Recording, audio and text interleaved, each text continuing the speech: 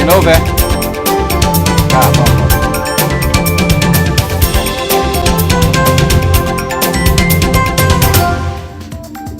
Olá, seja bem-vindo. Está no ar o 27 Segundos pela RCTV, canal 27 da NET Digital. Eu sou Hermes de Luna e vamos direto às imagens do que foi notícia, o que virou manchete no dia de hoje em 27 segundos, aqui, agora, pelas lentes da RCTV.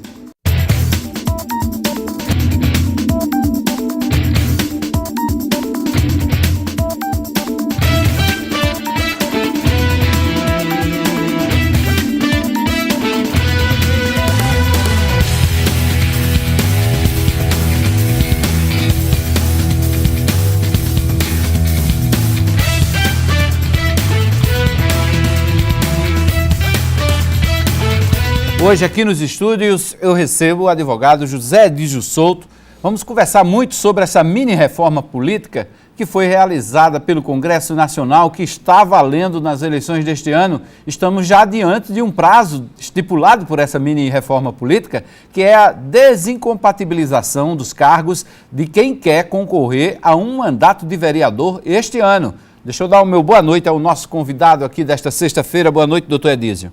Boa noite, Hermes. Boa noite a todos os telespectadores da RCTV, obrigado pelo convite e estou aqui à sua disposição para conversarmos sobre eleições, esse tema tão polêmico que agrada a nós todos, até porque não existe estado mais político do que o da Paraíba. Do que o da Paraíba, né?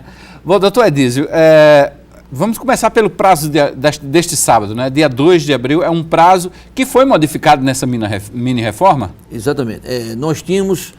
como condição de elegibilidade, artigo 14, parágrafo 3º da Constituição, o domicílio eleitoral na circunscrição do pleito, que é de 1 ano, tomando como referência a data da eleição, e tínhamos a filiação partidária, que também era de 1 ano, tomando como referência a mesma data. Só que, nesse contexto da reforma eleitoral que aconteceu o ano passado, reduziu-se este prazo de 1 ano para 6 meses na questão da filiação partidária. Então, dia 2 de abril, amanhã, é o último dia para quem quiser disputar o processo eleitoral de outubro próximo, fazer a sua filiação partidária. Até porque no Brasil, candidatura é monopólio de partido político. Não existe, não há que se falar em candidatura avulsa. Avulsa.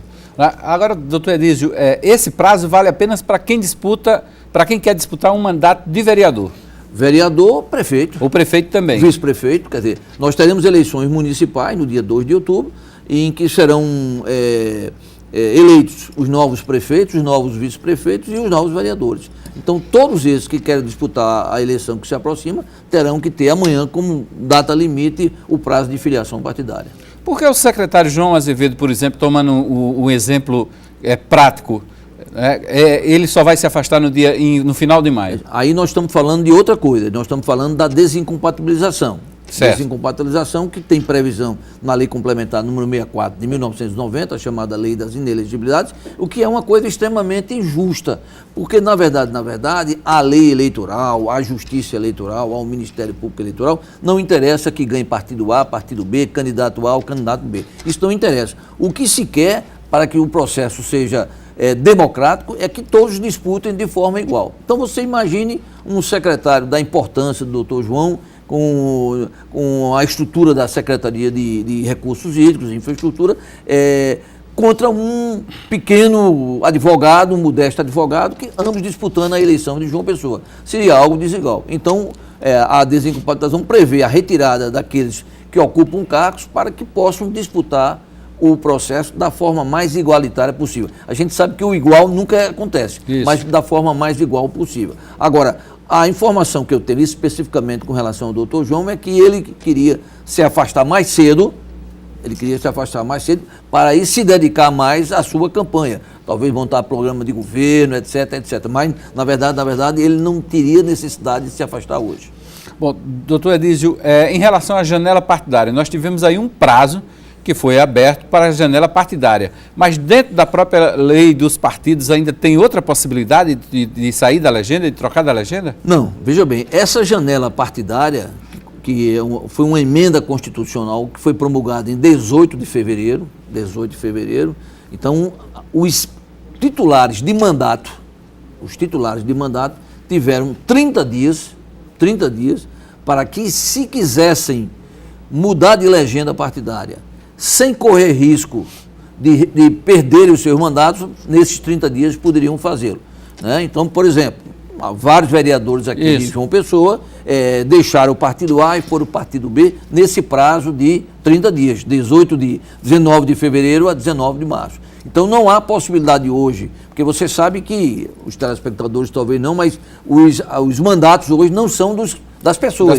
Os mandatos hoje são dos partidos políticos. Isso. Então já tem decisões do tribunal, já há um regramento do Tribunal Superior Eleitoral, que o partido que perdeu aquele deputado, aquele vereador, ele pode, inclusive, ir ao Judiciário Eleitoral em busca daquele mandato, fazer que aquele mandato volte para um filiado seu.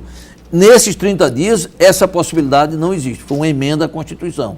Então, vários mudaram e não correm nenhum risco de perder. Agora, o 2 de abril é a questão da filiação, não tem nada a ver especificamente com detentores de mandato, tem a ver com pessoas interessadas em disputar o processo eleitoral.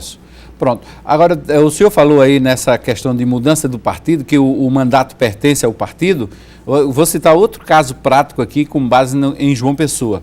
Nós tivemos a mudança de partido do próprio prefeito. O prefeito saiu do PT, foi para o PSD, né? Alegou uma série de incompatibilidade, principalmente por conta do programa. Outros vereadores também acompanharam. É o caso do Benilton Lucena, que saiu do PT, acompanhou o prefeito, foi para o PSD. O PT disse que ia atrás do mandato do Benilton Lucena. Mas já está muito em cima. A justiça, mesmo sendo a justiça eleitoral, que é uma justiça rápida em comparação às outras, não consegue acompanhar esse ritmo. Na verdade, já há uma firme tendência jurisprudencial de que você tem que ter legitimamente o interesse.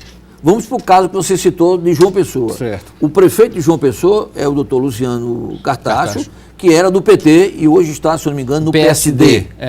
O seu vice-prefeito é o jornalista Nonato Bandeira, que é do PPS. Então, qual seria o interesse do Partido dos Trabalhadores em vir buscar o mandato do doutor Luciano Cartacho? Nenhum. Certo. Porque na ausência saindo o prefeito, quem assume o vice. Do PPS. Quem assume é o vice. E o vice não é do quadro do Partido dos Trabalhadores. Mas eu estou falando exatamente isso, que o partido não foi atrás do mandato do prefeito, mas ameaçou ir atrás do mandato do vereador, do Benilton Lucena. Aí sim. Mas mesmo assim nós estávamos naquela altura há mais ou menos um ano da eleição. Onde poderia ter entrado com a ação, né? Isso. E nós já temos aqui, temos o TRE já afastou vereadores, exatamente por mudança de partido. O Tribunal Superior Eleitoral cassou um deputado federal, por azar nosso, paraibano, deputado Walter Brito, né, que o democrata foi em busca do mandato, porque ele foi eleito pelo democrata. Então, isso é firme. Agora, às vezes, todos se conhecem, às vezes não é uma coisa muito interessante, muito agradável de se fazer, mas poderia ter ido em busca do partido. Ele pede, inclusive, aí tem uma dúvida, porque quem está saindo diz, eu vou pedir uma autorização do partido. A direção do partido dá a autorização. Mas aí o suplente, que era uma coligação, o suplente é de outro partido. O suplente seu, não tem nada a ver com isso, não. Eu sou parte interessada, vou atrás do seu mandato. O suplente tem legitimidade? Teria legitimidade, mas normalmente esses acordos, entre aspas, eles são celebrados. Às vezes o cara teve um bom trabalho no partido, é uma pessoa, porque em política você sempre tem que deixar a porta aberta. Você não pode nunca deixar a porta fechada. Isso. Então, às vezes, hoje eu não estou na legenda por uma determinada conveniência, por algum determinado momento político, mas amanhã eu serei bem-vindo. Então, se você parte por uma medida drástica dessa, é como se você estivesse fechando a porta. Isso não é uma coisa muito comum, é uma coisa pouco usual aqui. Uhum. O senhor estudou e escreveu, inclusive, um livro sobre os principais pontos dessa mini-reforma política, como é que ela afeta a vida dos advogados, dos jornalistas, principalmente dos candidatos e partidos.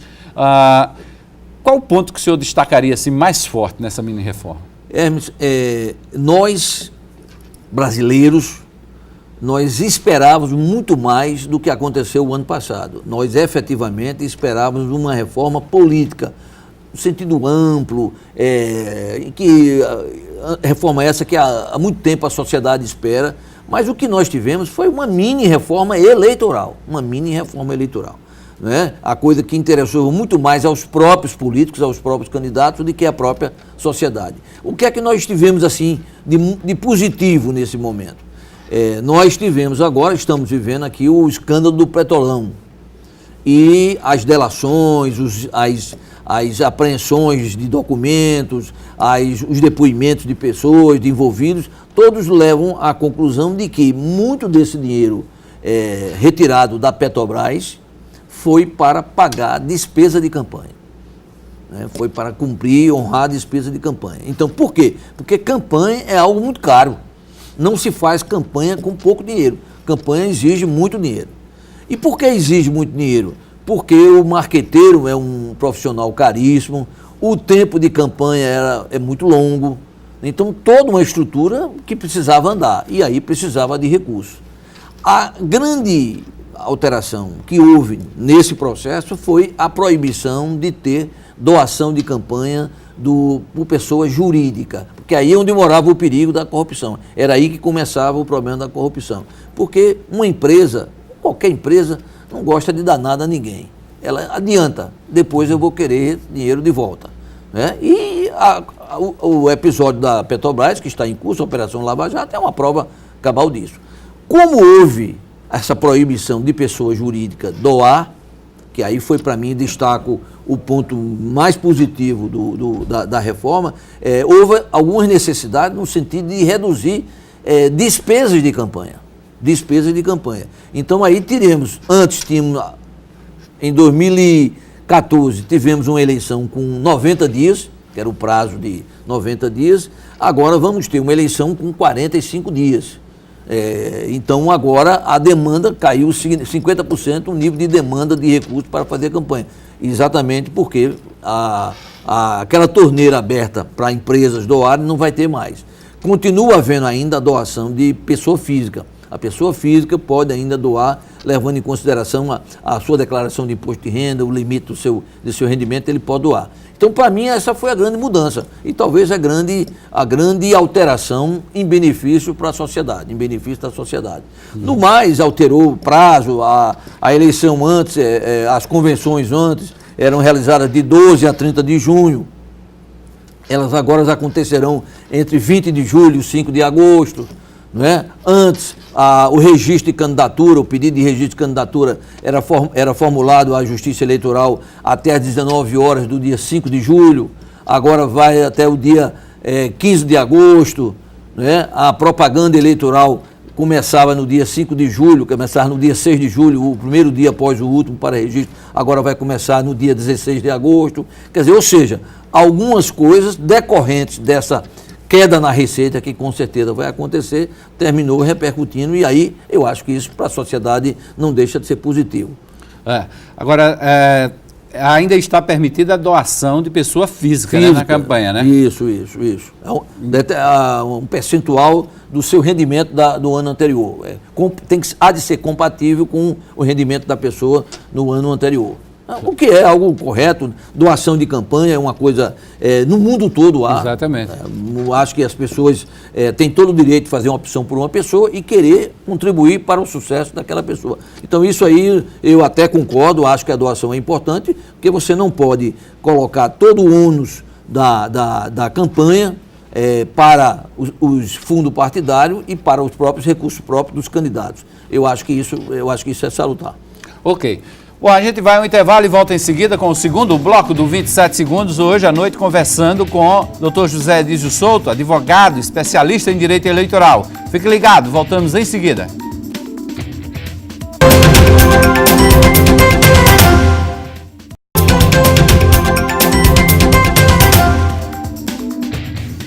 Estamos de volta com o 27 Segundos, nesta sexta-feira, conversando com o Dr. José Edísio Souto, especialista em direito eleitoral, advogado. O senhor já contabilizou em quantas campanhas eleitorais já atuou aqui na Paraíba? Deixa lhe dizer, eu fui juiz do Tribunal Regional Eleitoral na classe dos advogados, são dois, eu fui lá de 1995 até maio de 99. Eu estive lá em 2 biênios. Em 99 deixei o tribunal e aí realmente gostei da disciplina, deu uma virada na minha vida, passei a me dedicar muito ao direito eleitoral e acho que todas as eleições para cá, eu trabalhei, à exceção de 2010, quando eu era procurador-geral do Estado da Paraíba, nesse último governo do Dr. Zé Maranhão, aí continuei no governo, aí obviamente não podia misturar o que era governo com a minha atuação profissional. E aí não participei de 2010. Mas as outras, eu participo aqui em João Pessoa, participo no interior, já estamos agora trabalhando com algumas pessoas aí para o pleito que se avizinha.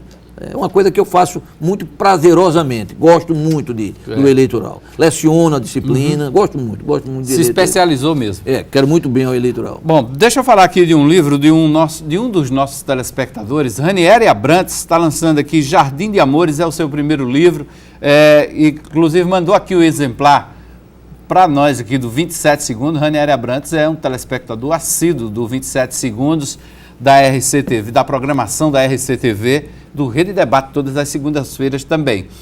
Nós estamos conversando com o Dr. José Edígio Souto sobre direito eleitoral e o Tribunal Regional Eleitoral realizou um congresso paraibano de direito eleitoral. 2 ministros do Tribunal Superior Eleitoral passaram por aqui. Um dos convidados desse evento foi o ministro Admar Gonzaga, que conversou conosco sobre o poder econômico nas campanhas. O que nós teremos que ter é a maior qualidade no debate das ideias e também de pessoas que mostrem à sociedade, que mostrem ao eleitorado que tem condição moral para exercer o cargo público, porque justamente a sociedade está cansada e tem demonstrado isso nas suas manifestações da política que se vinha fazendo. A cada voto mal dado você tem 5 ou talvez 8 anos de problemas para frente. Então, a sociedade tem que saber que não pode lavar as mãos e dizer que o problema é só dos políticos. O problema é de quem vota mal. Tem que votar bem, tem que se conscientizar de que o seu erro é aquilo que depois pode virar notícia de jornal. Aí, seu erro é aquilo que pode virar notícia de jornal. O que é que o senhor achou aí dessa declaração do ministro? E o ministro Admar Gonzaga, que é da classe dos advogados lá no Tribunal Superior Eleitoral, ele traz à baila um assunto que leva a outro. A questão do abuso de poder e do voto mal dado. E aí vem um grande problema que nós brasileiros temos. Na maioria dos países do mundo, nas grandes democracias, o voto é facultativo. O voto é facultativo. Eu, pelo menos, sou favorável ao voto facultativo. Mas, por outro lado, há uma preocupação muito grande para aquele mal político que aproveita da situação de pobreza que muita gente no país vive e aí vai comprar o voto, vai trocar o voto por uma cesta básica, por um saco de cimento, o que é uma coisa que infelizmente ainda acontece. Espero que um dia meu neto não encontre isso, mas ainda hoje acontece. E aí aquela história, mantém-se o voto obrigatório, porque há um medo de que só a maioria daqueles que vendem o voto é que no dia da eleição desequilibra o pleito. Aí é resultado. Por isso que há a permanência ainda, apesar de um clamor, apesar de um debate sempre forte do voto ser facultativo, mas aí continua na Constituição a obrigatoriedade do voto. Na verdade, o ministro está certíssimo. O ideal seria que nós escolhêssemos os nossos candidatos pela sua vida, né, pelas suas ideias, pelos seus projetos, mas a gente sabe que infelizmente isso não acontece. E por que não acontece? Porque todos nós temos interesses, o ser humano tem interesse. Então, às vezes, a gente não vota no melhor candidato, a gente vota num candidato até medíocre, mas que a gente almeja, que temos acesso a ele ganhando a eleição, vai me arranjar uma assessoria, etc. Coisas desse tipo. E eu não estou falando dos outros, estou falando de nós, estou falando de mim também. Isso é verdade. E aí, infelizmente, a gente, às vezes, escolhe maus candidatos e elegemos pessoas despreparadas e desqualificadas que não vão cuidar bem da nossa cidade, do nosso estado e do nosso país. O que é algo que se lamenta muito. E o que se busca mais no processo eleitoral é exatamente evitar o abuso de poder econômico e o abuso de poder político. Abuso é ruim de todo jeito. E o abuso de poder econômico e o abuso de poder político, aí é que fica a coisa mais complicada ainda. Né? Eu só achei que o ministro foi um pouco tímido na projeção que ele faz do tempo, 4 a 8 anos. Ele falou apenas dos mandatos, né, que hoje é permitida a eleição, mas tem as consequências. Porque se você pega um gestor do país que gera 10 milhões de emprego, então nos próximos 8 anos, com certeza o sucessor não vai conseguir tapar esse rombo, só para falar num ponto, no desemprego. É como aquela campanha que é sempre lembrada nesse período eleitoral, desenvolvida pela Ordem dos Advogados do Brasil e pela CNBB, Conferência Nacional dos Bispos do Brasil. Voto não tem preço, voto tem consequência. E a coisa mais absoluta é a realidade. Escolhendo mal, no mínimo 4 anos eu terei aquele gestor tomando conta da minha cidade, com todas as tragédias que daí advirão. Exatamente. Tem os 4 anos do mandato, mais as tragédias que continuarão por conta da má gestão. Bom, quem também participou desse congresso aqui na Paraíba foi o ministro também do Tribunal Superior Eleitoral, Tarcísio de Carvalho. Nós falamos sobre a crise política e institucional vivida no país e como ela pode influenciar nas eleições deste ano. Todos nós estamos acompanhando com bastante atenção e de nossa parte há uma possibilidade, né? Nós estamos entendendo que isso vai ter reflexos claros no período eleitoral, né? A própria questão da crise econômica, ela tem reflexo a partir do momento em que proibidas as doações de pessoas jurídicas, fica um pouco difícil acreditar que as pessoas deixem de comprar comida, de pagar estudos para fazerem doações como pessoas físicas. Esse é apenas um dos vários aspectos que podem ser explorados em eventos científicos como esse. O senhor acha que os partidos podem arrumar algum subterfúgio para tentar viabilizar o Caixa 2?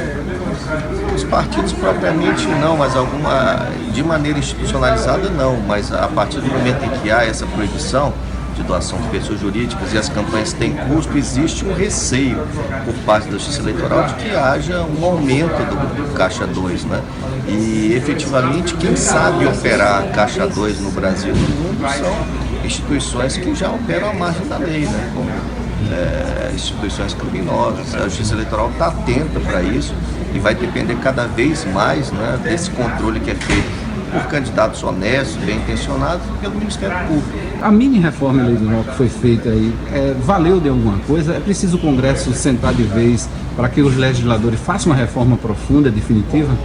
Não, isso é fato. O único consenso que se tem em torno da reforma é sobre a necessidade de uma reforma mais abrangente, mas os consensos possíveis são cada vez mais difíceis nesse cenário de fragmentação partidária. Então nós tínhamos até as eleições de 98, para cada eleição uma lei eleitoral. Não temos mais isso, porque a lei das eleições é uma lei que se pretende estável, mas de lá para cá nós temos uma mini reforma antecedendo cada uma das eleições e sem uma preocupação maior em sistematização. Tá aí, doutor, voltar aqui com o doutor José Edísio. 2 aspectos dessa entrevista do ministro Tarcísio de Carvalho. Primeiro, essa questão do subterfúgio. Os candidatos podem ser capazes, inclusive, de arrumar um subterfúgio nessas doações para tentar, também, de uma certa forma, desequilibrar o pleito pelo poder econômico? É perfeitamente possível, Hermes.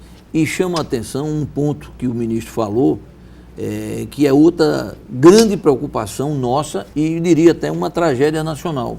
É a questão da quantidade de legendas partidárias. Isso. O Brasil hoje tem, devidamente registrado no Tribunal Superior Eleitoral, 35 legendas partidárias, 35 partidos políticos. Ou seja, algo absolutamente injustificável, porque partido normalmente está ligado a uma ideologia e nós não vamos imaginar que há 35 tendências de ideologia. Ou seja, às vezes, inclusive, há mau uso de fundo partidário, porque essas legendas recebem fundo partidário, que é dinheiro proveniente do seu imposto, do meu imposto, é dinheiro público. Então, essa fragmentação, usando a terminologia que o ministro falou, é outro problema, outro grave problema que nós temos. Aí vai ter tempo de campanha no guia, aí vai ter quanto eu vou receber de fundo partidário, a coligação implica em benesses para um partido que faz a coligação. Acordos futuros. Acordos futuros. Olha, eu estou apoiando você, mas você vai me dar uma secretaria, 2 secretarias. Ou seja, não há nada de positivo nesta proliferação dessa quantidade enorme de legendas partidárias. É algo para mim inconcebível, E nós sabemos, a mídia divulga de tempos em tempos, aqui e acolá, e isso não é coisa de Paraíba não, estou falando do Brasil como um todo. Dirigentes partidários ganhando dinheiro à custa do partido, vendendo a participação daquela legenda numa coligação, vendendo a participação, porque vai implicar no maior tempo da televisão, no rádio. Ou seja, só coisas nocivas. E aí aquela história, não é porque tudo que é bom para os Estados Unidos é bom para nós, ou porque o Estado... Mas aquela história, lá você vê um embate político entre democratas e republicanos. Quer dizer, todo o embate político, as duas ideologias... Esse bipartidarismo serviria para o Brasil, para o modelo de Brasil? Não sei, o Brasil, acho que esse bi, já tivemos a experiência de Arena e MDB, no bi eu não... Aí começaram, né, criaram as sublegendas. Pronto. Eu acho que nem tanto a terra, nem tanto ao mar, quer dizer, 35 é algo, para mim, injustificável. Agora, eu acho que 2, 3 partidos, 4 partidos, 5, uma quantidade razoável que aí você poderia colocar as pessoas ideologicamente vinculadas àquela pessoa. E aí tem um outro problema, Hermes, tem um outro problema. Você, às vezes, vê coligações absolutamente distintas do ponto de vista ideológico. Exatamente. Há de se imaginar uma coligação envolvendo o Partido dos Trabalhadores e o Democrata. Aqui na Paraíba mesmo tem, nas eleições municipais, não é? E as direções estaduais não se metem, levantam logo o argumento, não, é uma questão localizada, não vamos lá, deixa lá como está. Então essas coligações assim, que nos causam perplexidade, porque ideologicamente incompatíveis, né? Então é um outro ponto. Como é que eu posso misturar um partido A, que é a esquerda, a extrema esquerda, com um partido B, que é a direita? Quer dizer, como justificar para o eleitor aquela união naquele período eleitoral? Quer dizer, são essas coisas que o eleitor precisa ter maior esclarecimento para poder cobrar daquelas pessoas que se colocam o seu nome à disposição para o voto. A gente tem a mania de votar e depois largamos. Depois não acompanhamos a vida dos nossos parlamentares que elegemos, dos prefeitos, governadores que não. Eu acho que a gente tem que acompanhar. E está na hora, Hermes, de você ter, como alguns países têm, até a Venezuela tem, até a nossa vizinha Venezuela tem, o Instituto do Recall. Certo. O Instituto do Recall, que é aquele que você possa cobrar o mandato de quem mentiu para você. Por exemplo, teve um candidato a prefeito de uma capital aqui que disse que ia fazer uma ponte ligando aquela cidade a Fernando de Noronha. Uhum. Algo absolutamente, acho que até tecnicamente inviável de fazer. E aí, às vezes, as pessoas o elegem pensando naquilo. E, na verdade, de concreto, o cara ganha a eleição e não faz nada. E fica 4 anos rindo da nossa cara. Então, teria que ter também um instituto do recall. Está na hora do parlamento brasileiro começar a pensar nisso, porque não é novidade, a gente está chegando atrasado nesse ponto, para poder a gente eventualmente até cobrar dos eleitos responsabilidade do que eles prometeram em campanha, do que eles prometeram entrando na nossa casa, no guia eleitoral, mandando uma cartinha para nós, assinando a carta. Então isso no Brasil é muito solto, isso no Brasil é muito, não temos um controle sobre isso. Ok. Bom, vamos a mais um intervalo, a gente volta em seguida, ainda vamos trazer muitas informações para você. Quem passou por aqui hoje foi o deputado federal Osmar Terra, ele é do PMDB do Rio Grande do Sul e defendeu a expulsão imediata de aliados que ocupem cargos no ministério da presidente Dilma e continuem desobedecendo à orientação da Executiva Nacional do partido. Fique ligado, daqui a pouquinho você vai ver aqui no 27 segundos.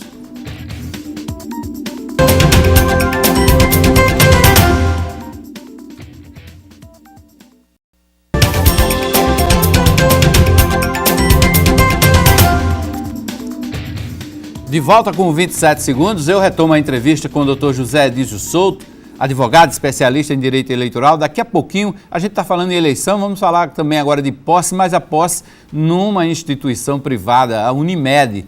Uma solenidade marcou ontem a posse da nova diretoria da Unimed, que foi eleita no último dia 18. A posse da nova direção da Unimed foi realizada no Centro Cultural Ariano Suassuna, no Tribunal de Contas do Estado. Participaram da solenidade autoridades públicas, religiosas, representantes do Poder Judiciário, Assembleia Legislativa, Prefeitura de João Pessoa e Câmara também de Vereadores da capital, empresários, Tribunal de Contas, clientes empresariais e cooperados. A Unimed é uma cooperativa de grande importância para todo o estado da Paraíba, Norte e Nordeste também. E é uma satisfação muito grande prestigiar a posse do Dr. Demóstenes Cunha Lima, porque o Tribunal e a Associação dos Magistrados são parceiros antigos da Unimed. Inclusive, todos nós temos contratos, temos seguro coletivo. A nova direção, que não tem direito à reeleição, irá administrar os destinos da Unimed durante os próximos 4 anos. O presidente, que deixa o cargo, disse que a missão dele foi reestruturar a cooperativa. Foi uma experiência interessante no sentido de conseguimos, com o apoio de todos os médicos cooperados e com a compreensão da comunidade e com o apoio ostensivo dos colaboradores ou funcionários, conseguimos reestruturar totalmente a Unimed João Pessoa. Hoje ela se encontra totalmente reestruturada, com excelentes índices reconhecidos por todos os órgãos reguladores e fiscalizadores, como a Unimed Brasil e como a ANS. Portanto, agora, na nova gestão, o Dr. Demóstenes tem a função de coordenar um trabalho, de dar um passo à frente no sentido de melhorar mais ainda o atendimento ao usuário, melhorar mais ainda o atendimento a nível de consultório, marcação de consultas e expansão da rede com qualificação, com qualidade. O novo presidente, Demóstenes Cunha Lima, disse que uma das metas dele será melhorar ainda mais o atendimento aos clientes. É fundamental que nós mantenhamos as conquistas que fizemos nessa última gestão, né? E a palavra-chave, no meu entendimento, é sustentabilidade. Então, num cenário econômico-financeiro e político, né, adverso, nós temos que procurar manter as conquistas que nós fizemos nos últimos 4 anos. Aí é fundamental, tanto para o nosso cooperado, como também para a comunidade que compra o nosso serviço. A nova diretoria irá administrar um orçamento mensal de 50 milhões de reais. A cooperativa tem 146 mil clientes e 1.600 médicos. A linha vai ser associar o que a empresa Unimed pode oferecer de melhor ao nosso paciente e cliente, de uma forma com que possa gerar saúde antes mesmo de ser portador da doença, de forma da melhor na sua própria rede, como também na nossa rede assistencial credenciada ao nosso serviço Unimed. A Comissão para Acompanhamento das Ações sobre a Zika Vírus, o Zika Vírus, da Câmara Federal, começou hoje um trabalho de visitação das localidades com maior número de casos de doença. O presidente dos trabalhos explicou por que começar por João Pessoa. Primeiro que a Paraíba proporcionalmente tem um número muito elevado de casos, talvez até mais do que Pernambuco, né, proporcional à população, mas também a Paraíba é o que mais investiga, é o estado que mais investiga, que está dando mais resposta em termos de diagnóstico, tirar o que é suspeito do que realmente são casos de microcefalia. E foi na Paraíba que, em primeiro lugar, a pesquisa da doutora Adriane, que foi feita a ligação do vírus com os casos de microcefalia, né? Então a gente quer ver como é que está isso, que tamanho que está a epidemia aqui, como é que o Estado está trabalhando, o que ele está tendo de dificuldades de recursos federais para fazer o seu trabalho, né? Osmar Terra também falou da importância da ação política para o levantamento de recursos para o combate do Zika vírus. O nosso trabalho é detectar o que pode se fazer de melhor do que está se fazendo, que dificuldades que os estados e municípios estão tendo, né? Até para a gente fazer um relatório e cobrar do governo federal, inclusive se for necessária alguma medida legislativa, até orçamentária. Nós já fizemos eu sou presidente da Frente Parlamentar de Saúde, nós colocamos 500 milhões de reais para o Zika vírus no orçamento no final do ano passado. Desde novembro nós estamos alertando para a gravidade que tem essa epidemia. Ela é a mais grave de todas que surgiram aí nos últimos 50 anos, né? E o governo federal tem que dar uma prioridade, tem que dar uma resposta, não é só pela mídia, tem que dar resposta concreta no dia a dia dos municípios e dos estados. O deputado gaúcho Osmar Terra, que é do PMDB, também falou de política. Ele avaliou a saída do partido do governo Dilma. Eu acho que votei pela saída, né, do governo.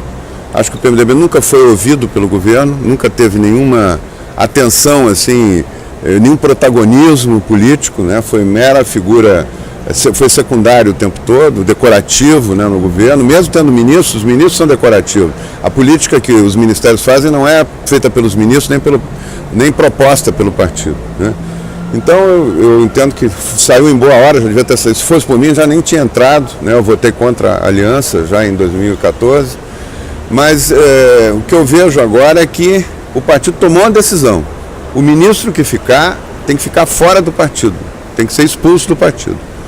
Não dá para brincar com isso, né? Isso aí não é um jogo o ministro que ficar, pode ficar, por conta da relação dele com a presidente ou ir para outro partido, mas no PMDB, se isso tomar uma decisão, isso prejudica o trabalho que o PMDB faz na sua base em todo o país. Não é um impacto, não é uma discussão se fulano fica ou fulano sai. É uma tentativa de desmoralizar uma decisão partidária. Não vai acontecer. Nós vamos expulsar quem ficar no ministério e não sair do partido.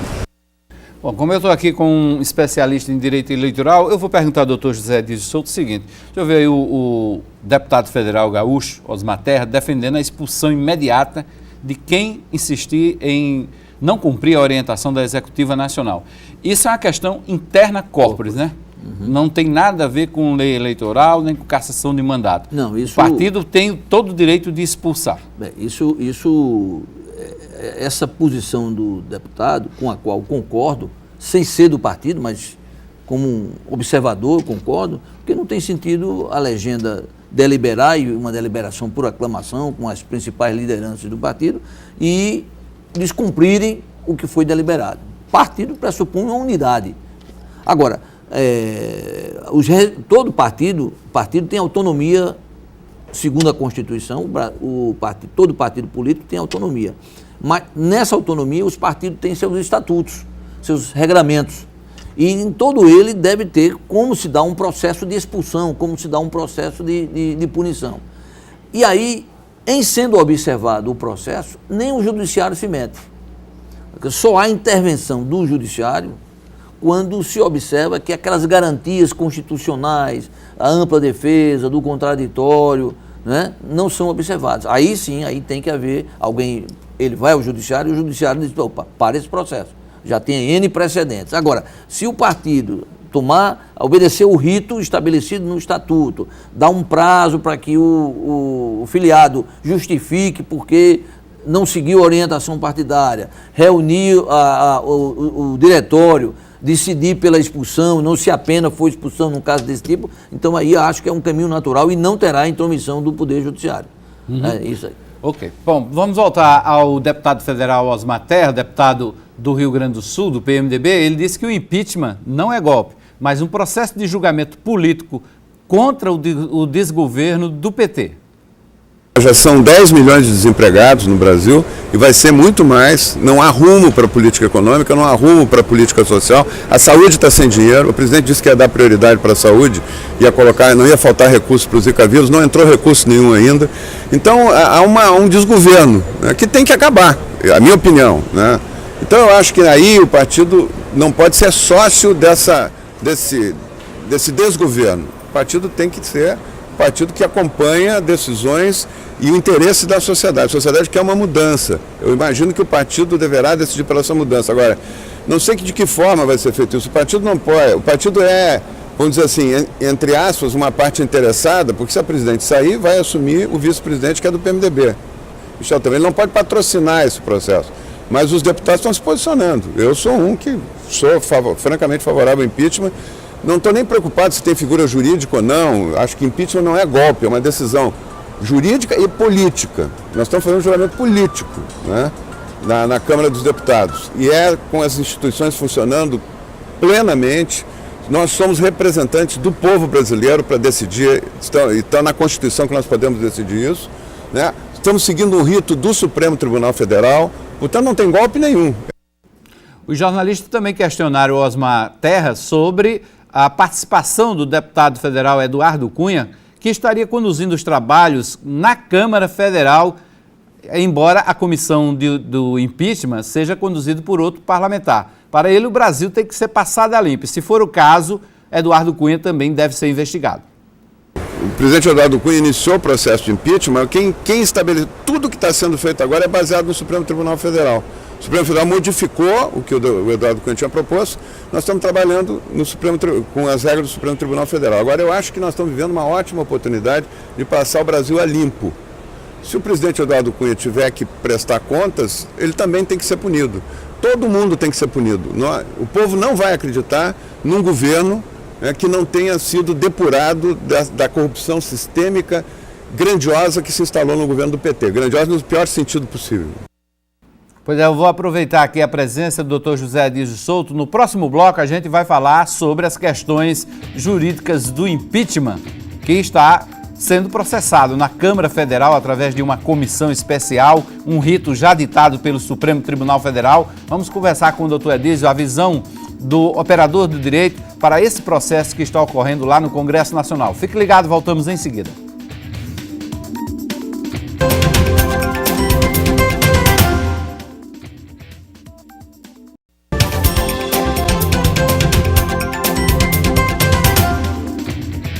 De volta com o 27 Segundos, nesta sexta-feira, conversando com o Dr. José Edísio Souto, advogado especialista em direito eleitoral. No bloco anterior, nós ouvimos aqui o deputado federal Osmar Terra, que é do PMDB do Rio Grande do Sul, esteve em João Pessoa com a comissão externa de controle do Zika vírus, uma comissão instalada pela Câmara Federal, presidida por esse deputado, e que tem o deputado também o Wilson Filho como participante, como integrante. Foi o deputado Wilson Filho, que é do PTB, quem trouxe essa comissão para Paraíba. Claro, Osmar Terra falou sobre política aqui na Paraíba, se posicionou a favor do impeachment e ele trouxe algumas considerações sobre esse processo interessantes. E ele disse que o processo de impeachment é jurídico, mas também é político. Baseado nesse conjunto de forças políticas, a presidente Dilma pode sim ser afastada, e isso estaria regulamentado, inclusive, no rito do Supremo Tribunal Federal. O senhor concorda, doutor Edísio? Concordo, Hermes. E se você observar, num primeiro momento, em diversas ocasiões, em diversas manifestações públicas, a senhora presidente dizia, esse processo de impeachment é golpe. Era essa a afirmação dela. Algum tempo depois, ela mudou o discurso. Ela passou a dizer: o processo de impeachment sem crime de responsabilidade é golpe. Porque a grande questão é, há crime de responsabilidade ou não? Houve crime de responsabilidade ou não? A presidente cometeu crime de responsabilidade ou não? Porque ela só pode ser impedida se tiver cometido crime de responsabilidade. Isso é o que diz a Constituição, que prevê isso. Não tem nada de golpe, porque o Supremo, instado a se manifestar, estabeleceu o rito, e o Supremo, a Corte guardiã da Constituição, não iria estabelecer um rito se estivesse tratando de um golpe. Há uma lei, a lei 1079 de 1950, que é a lei que define quais são os crimes de responsabilidade, certo? E 2 pontos, na minha ótica, previstos nessa lei, constituem o crime de responsabilidade praticado pela senhora presidente. É o crime contra a lei orçamentária e o crime contra a moralidade pública. Contra a probidade administrativa pública. Agora, a defesa da presidente, né, disse que lei orçamentária não reflete crime de responsabilidade. Pronto. Aí é aquela história, respondendo a sua pergunta. Então, o grande debate e aí quem vai decidir não são os juristas. A decisão passará pelo Parlamento, pela Câmara dos Deputados no primeiro momento e pelo Senado no segundo momento. E não há dúvida que os deputados, e lá tem médicos, servidores públicos, sindicalistas, etc., empresários, eles vão decidir, não com base em detalhes de uma lei, em detalhes, eles vão ter também o discernimento político. Por isso que o julgamento, ele é um julgamento político. Os juízes são políticos. Os juízes são políticos. Agora, qual é a necessidade de ter uma base jurídica, um respaldo jurídico? Porque já inclusive foi dito pelo ministro Marco Aurélio esta semana que a presidente pode, se prosseguir o processo de impeachment, inclusive levar a matéria ao Supremo Tribunal. Aí sim, o Supremo vai ver questões jurídicas, efetivamente, porque aí são 11 técnicos, 11 juristas, que aí não vão querer saber como é que está se comportando a rua, como é que é o clamor popular, como é que ele está se portando, e isso com certeza influenciará lá no julgamento do Parlamento. O Parlamento é uma ressonância, uma caixa de ressonância da vida nacional. Então, essas manifestações, essas manifestações pró e contra a presidente, tudo isso repercutirá por ocasião do julgamento. E já vivemos essa história antes, já tivemos o caso do ex-presidente Collor, né? E eu vejo hoje combatendo assiduamente, rigidamente, o impeachment da presidente Dilma, o senador paraibano, embora pelo Rio de Janeiro, Lindenberg Farias, que na época do presidente Collor liderou os estudantes, foi para a rua, era presidente da União Nacional dos Estudantes, e foi ele um dos líderes do processo de impeachment do presidente Collor. Né? Veja como nós mudamos, como nós mudamos. Agora, realmente é um julgamento político, o deputado não está necessariamente vinculado a qualquer questionamento de ordem jurídica. Agora, ele tem que decidir bem, porque posteriormente pode a matéria ser levada à Corte Suprema, no caso do Supremo Tribunal Federal. Pois é. Mas voltando, acho que há uma uma excelente lei de 2000, a Lei de Responsabilidade Fiscal, que nesta lei ela estabelece algumas hipóteses de crime de responsabilidade. E no caso da pedalada fiscal, que é o processo que está, a denúncia que está sendo investigada, eu estou até me afastando daquela da ordem dos advogados. Certo. Porque essa ainda está parada lá, ainda passa pelo crivo do presidente. Essa lei, ela diz que porque o gestor público, Hermes, ele, na sua vida privada, você faz tudo o que a lei não proibir. Na sua vida privada, tudo que a lei não proibir, você está autorizado a fazer. No caso do gestor público, você só pode fazer o que a lei autoriza. E no caso da Lei de Responsabilidade Fiscal, essa contratação de empréstimos com Caixa Econômica, com o Banco do Brasil, BNDES, está expressamente vedado na Lei de Responsabilidade Fiscal. A lei proíbe. Então, na hora que você contrai, você viola a Lei de Responsabilidade Fiscal. Violação da Lei de Responsabilidade pura e simples não é crime de responsabilidade, mas você, com repercussões no orçamento nacional, ela passa a ser um crime de responsabilidade. E em qualquer Estado democrático de direito, quando um gestor deixa de cumprir a lei, ele comete improbidade administrativa. Então, na minha ótica, há dois crimes: o crime contra a lei orçamentária e o crime contra a probidade administrativa. Pronto, eu quero levar essa matemática que o deputado falou, são 342 votos que precisam na Câmara para o impeachment prosseguir, são 513 deputados federais, ou seja, a presidente teria aí 171 votos e ela não conseguiria se livrar do impeachment. Com 172, ela já conseguiria se livrar do impeachment. Mesmo assim, esse processo iria para o Senado Federal. Não. Se ela obtiver os 172, o processo morre. Morre ali na Câmara Federal. Morre ali. Só irá para o Senado se esse número não for obtido. O que é algo que o Supremo mudou. Porque, se você se lembrar, você era um menino na época, talvez não se lembre do período do Collor, do impeachment de Collor. Não era tão menino assim, não. Mas se você lembrar, na hora que a Câmara dos Deputados examinou e atingiu o número de parlamentares necessário ao quórum, no outro dia o presidente Collor recebeu um expediente e saiu. Foi, exatamente. Não, só depois é que teve o crivo do Senado, que aí foi algo mais definitivo. Agora não. Agora a decisão da Câmara apenas tem o condão de prosseguir o processo. Não tem o condão de afastar. Só será afastado o presidente após uma deliberação no Senado da República. Pois é, uma presidente da República que não consegue ter 172 votos como aliados numa base de 513. Então, a dificuldade política dela é muito grande, Mas mesmo assim, vamos lá, se o Senado aprovar, a Câmara também aprovar, o Senado, nesse caso, ele é presidido pelo presidente do Supremo Federal. O julgamento final, uma primeira aprovação do Senado, leva ao afastamento por 6 meses, 180 dias da presidente. Né? E aí terá um julgamento final, que é do Congresso. Isso, presidido pelo Ricardo Lewandowski. Ricardo Lewandowski, e aí ela pode voltar, ou ela pode ser afastada definitivamente. Agora, me permita fazer um comentário que eu acho assim, muito oportuno. Assim. A presidente, a senhora presidente, ela tem respeitado muito as manifestações.